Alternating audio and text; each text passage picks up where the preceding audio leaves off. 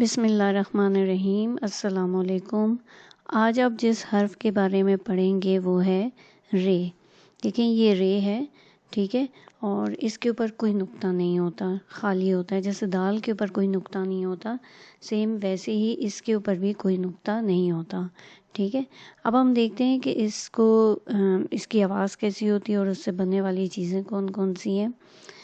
तो ये देखें ये रे है और रे की आवाज़ होती है र र र, ठीक है, र र। अब देखें र रेडियो, र रुमाल, र रेलगाड़ी, र रस्सी, र रीछ, ठीक है। र रेडियो, र रुमाल, र रेलगाड़ी, र रस्सी, र रीछ, ठीक है। तो ये इससे बनने वाली चीज़ें हैं, इसकी आवाज़ से बनने वाली चीज़ें हैं।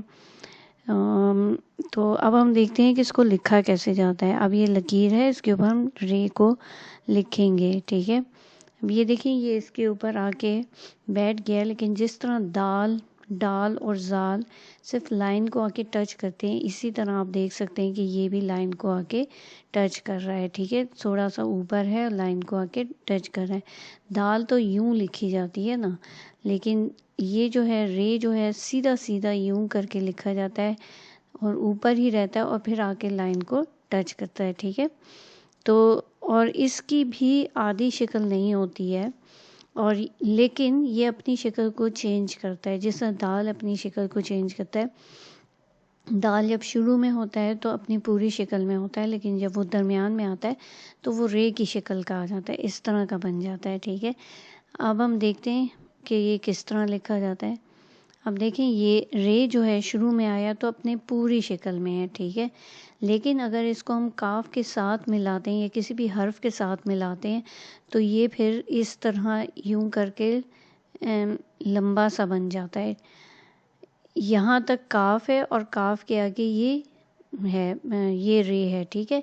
ये अपनी शक्ल थोड़ी सी चेंज कर लेता है, ये अपनी शक्ल चेंज करता है, लेकिन ये आधी शक्ल इसकी नहीं होती है, ठीक है। तो आज हमने रे के बारे में पढ़ा, रे से बनने वाली चीज़ें, उसकी आवाज़ और उसकी शक्ल किस तरह चेंज होती है वो पढ़ा। तो उम्मीद है आज का सबक आपको समझ में आ गया होगा।